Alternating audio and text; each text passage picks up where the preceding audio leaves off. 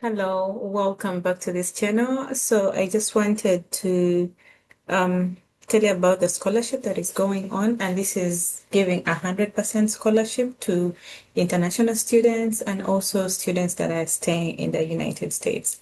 So the university that we are going to be talking about today is called Cornell University. So first things first, if you're going to be an undergraduate student, whether international or citizen, the application fee is going to be $85. Yeah, it might sound like it is a big one, but things that come with it are really big. So Cornell is giving 100% financial aid to people that will be applying there and then clicking that they need the financial aid in check. So what do I mean by this? So if you're an undergraduate student, you will be applying through the Common App. And in the Common App, the first question that will always pop up is, do you need financial aid? So you will have to say yes. So how do you become competitive for this one? So after you've accepted the financial aid offer that they give you as the first step, you go ahead and apply. And after applying, so you will pay a fee of 85 US dollars, but the application process goes through things like they will need recommendation letters from either your school counselor. They need an English proficiency exam. So this exam, so unless your secondary school education was primarily instructed in English, but in most cases they need that. And then they need SAT scores of at least 1,500 for you to nail that. Because remember, if you are doing SATs, they range from good SAT scores range from 400 points to 1,600. But if you get 1,500 in your SATs, it means you're an excellent student. So there is a very big possibility that they are taking you on that scholarship. So when we say 100% scholarship, this means they are giving you the food, they are giving you the housing, they are giving you everything. And actually, it's also paying for your travels from wherever you are to the United States at Cornell University. So now, what of the graduate students? So the graduate students, that is the master's and PhD, they don't need to go through the Common App. One thing that they actually need, so if I'm to talk about the master's student, people that are offering, that want to offer a master's degree, we are sorry, but there is no funding for you. But then people that want to offer like a PhD, you have your master's and then you want to do a PhD, you're just going to go to the application window and let's dive into it. Okay, so if I decide to share screen, maybe.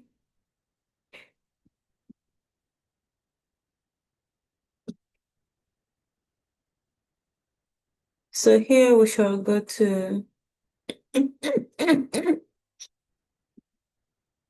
now if I go to so first things first, so now this is the graduate school. Okay. Because someone will ask me, how did you get to that point? Now, if I put in Cornell University application for international students, so this is the graduate application, and I say apply now. So it will bring you to this point whereby it will tell you about the requirements. So for the requirements, the recommendation, you have to write a statement of purpose and also write a personal statement. Then you have, so these are the application steps. Okay. So you take the required English proficiency exam.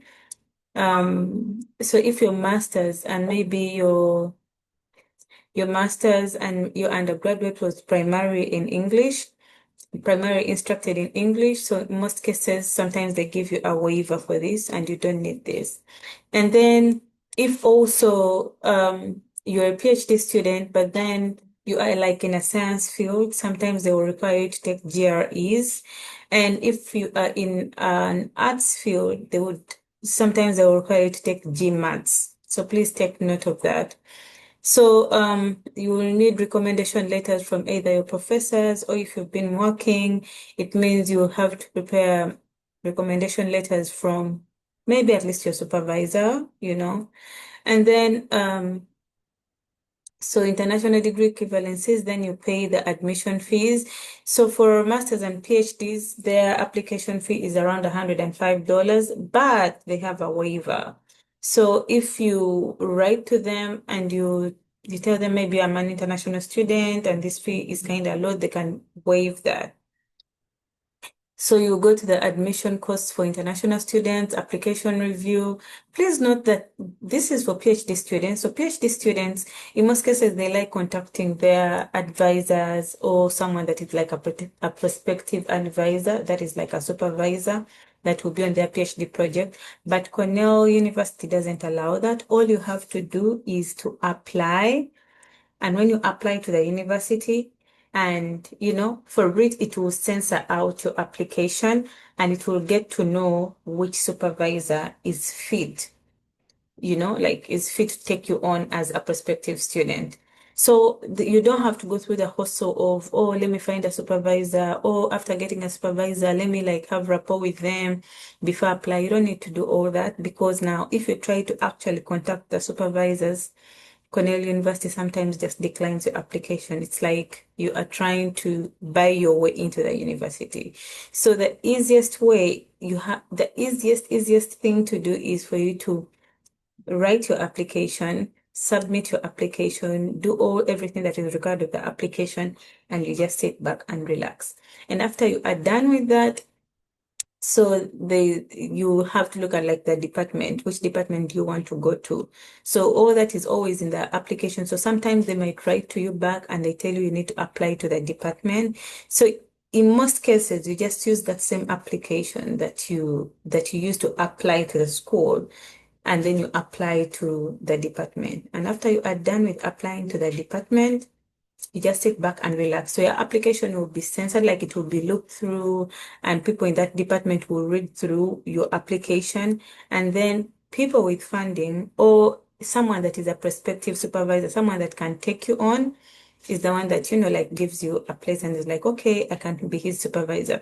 So you have to know that, or remember that for you to be a PhD student, most cases, actually 9 out of 10 times, you have free tuition. Like they give you a tuition waiver and you work either as an assistantship or a research assistant.